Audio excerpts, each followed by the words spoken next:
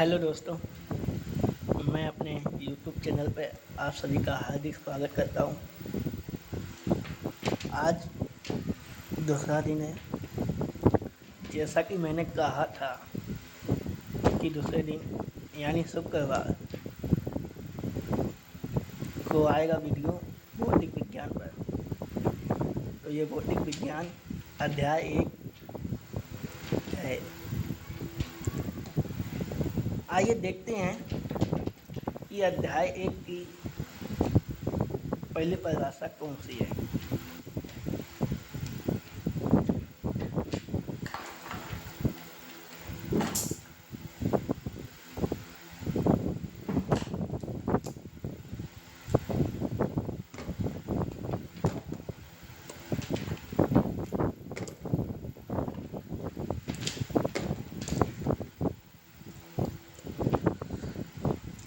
ये पाठ का नाम है विद्युत आवेश तथा क्षेत्र।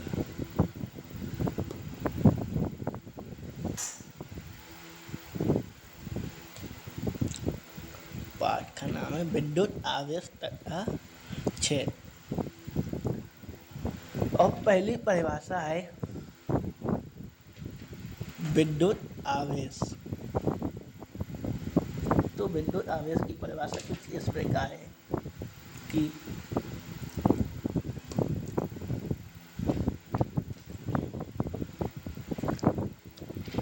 विद्युत आवेश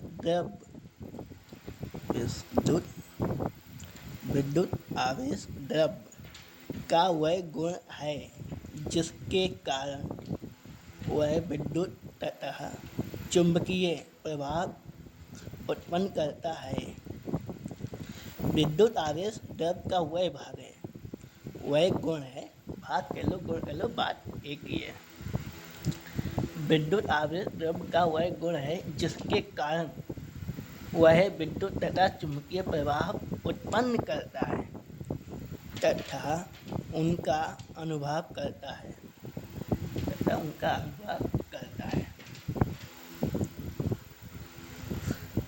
एक बार फिर समझ लीजिए। विद्युत आवेश द्रव्य का वह गुण है जिसके कारण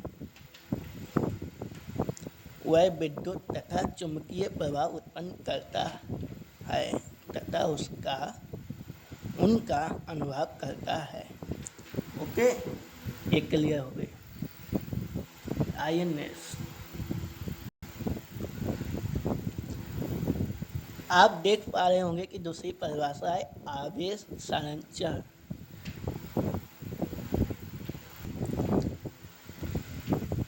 आवेश संरक्षण का नियम।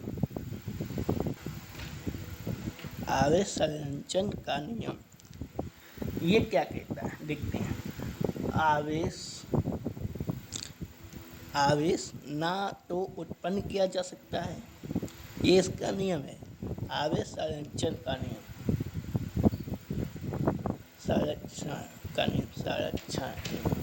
आवेश संरक्षण का नियम कहता है कि आवेश ना तो उत्पन्न किया जा सकता है और ना ही उसे ऐसे नष्ट किया जा सकता है। इसे केवल एक वस्तु से दूसरी वस्तु पर स्थानांतरित किया जा सकता है।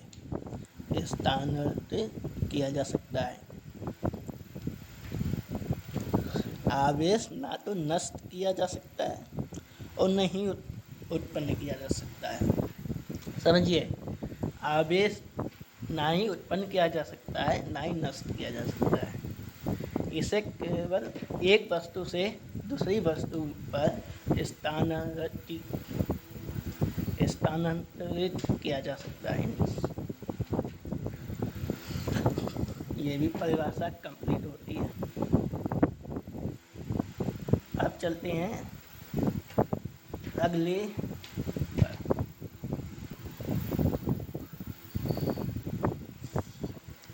जैसा कि आप देख पा रहे हैं कि ये परिभाषा है विद्युत क्षेत्र की तीव्रता तीव्रता विद्युत क्षेत्र की तीव्रता विद्युत क्षेत्र की तीव्रता। यस, तो ये क्या कहते हैं, विद्युत क्षेत्र के किसी बिंदु पर विद्युत क्षेत्र के किसी बिंदु पर रखे परीक्षण आवेश के प्रति एकांक आवेश पर कार्यरत विद्युत बल को उस बिंदु पर विद्युत क्षेत्र की तीव्रता कहते हैं। ई कहते हैं। इसे ई से प्रदर्शित करते हैं। विद्युत क्षेत्र की तीव्रता ओके। इसका एक सूत्र भी है जो इस प्रकार है, ई बराबर एफ बटे क्यू जी। ओके, एक बार सूत्र फिर देख लेते हैं।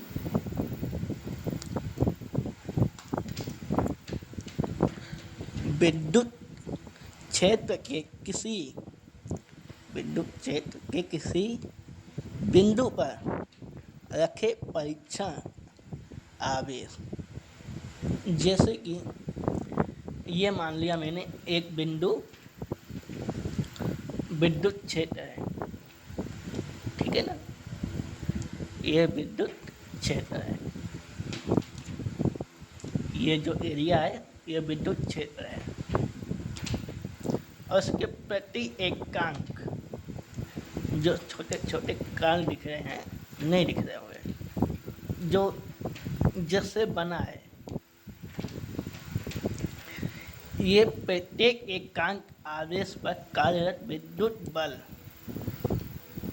परीक्षण कर रहे हैं ना, इस पर विद्युत क्षेत्र है ना, विद्युत क्षेत्र के किसी बिंदु पर, बिंदु कोई भी माना जा सकता है, मैंने मान लिया ये, ठीक है ना, ये बिंदु है हमारी, ये आपको दिख रहा होगा, हमने जो भी नाखून मारा इसमें, ये हमारे विद्युत बिंदु हो गए। नहीं तो आप ऐसे पैराग्राफ से भी समझ सकते हैं, ये हमारे है और ये हमने एक बिंदु मान लिया,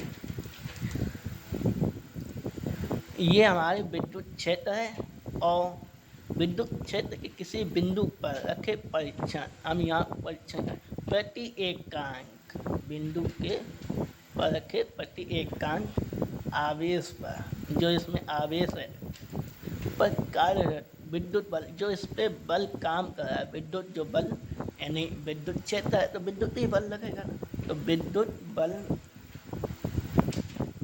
जो कार्यरत है उस बिंदु पर विद्युत क्षेत्र की तीव्रता है। कहने का यही है कि इसके अंदर तीव्रता, ये यहाँ से यहाँ जाएगी, यहाँ से यहाँ जाएगी, इतनी जल्द से जल्द कवर कर लेगी, यही ये फार्मूला भी कहता है, ये भी कंप्लीट होता है। ओके, आगे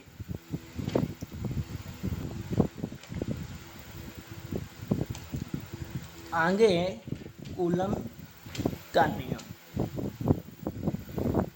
कूलम का नियम। ओके, ये बड़ा ही सिंपल है, दिखने में बड़ा है नहीं, ठीक है। आगे देखते हैं, किन्हीं दो स्थित बिंदु आवेशों के बीच कार्यरत बल,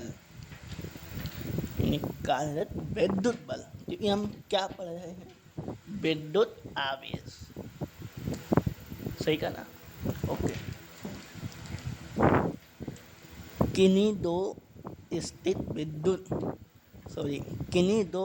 बिंदु आवेशों के बीच कार्यरत विद्युत बल दोनों आवेशों के परिणामों के गुणनफल के अनुक्रमानुपाती तथा उनके बीच की दूरी के वर्ग के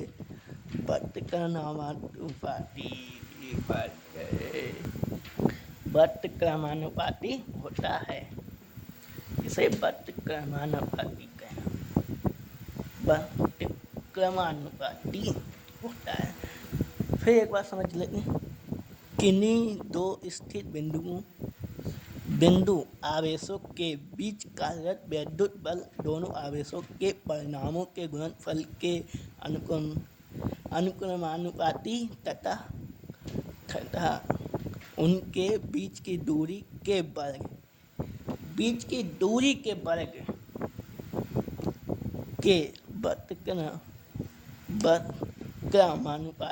वक्रमानुपाती होता है। अर्थात इन्हें इसको सूत्र के द्वारा भी समझाया गया। सूत्र क्या कहता है ये देखते हैं। उसका फार्मूला ये है,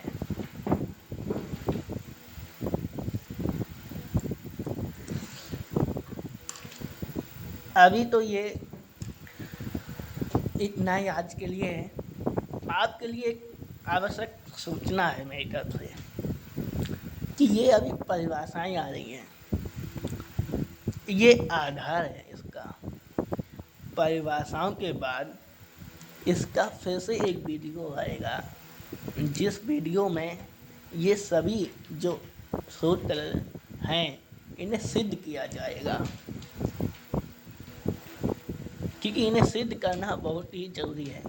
इसलिए पहले आप ये जो नियम है अगर ये याद रहेंगे तो हमें उतना ही आसान रहेगा, आपको उतना ही आसान रहेगा ये सिद्ध करने में, तो आपको भी समझ में आएगा। अगर मैं इसके साथ ही सिद्ध कर देता तो ना आपको समझ में आता। आप ये ढूंढते ये F कैसे आया, क्योंकि उसमें लिखा था, ये हमें लिख देता तो आपको तुरंत तो समझ आता नहीं। अब आप पढ़ेंगे, मैंने समझाया किन्हीं दो स्थित बिंदु हमारे कौन कौन से हैं, Q1 Q2, और फिर आप कहेंगे दूरी का है तो दूरी R है। तो आप इसे समझेंगे, जब हम सिद्ध करेंगे इसको तो आप बहुत ही आसानी से समझ जाएंगे। हम आशा करते हैं यह वीडियो आपको बहुत ही अच्छी लगेगी। अगर यह वीडियो अच्छी लगे तो आप कमेंट कर सकते हैं। अब कल वीडियो आएगा रसायन विज्ञान, बोले तो केमिस्ट्री। अपना ख्याल रखें। Goodbye, good luck.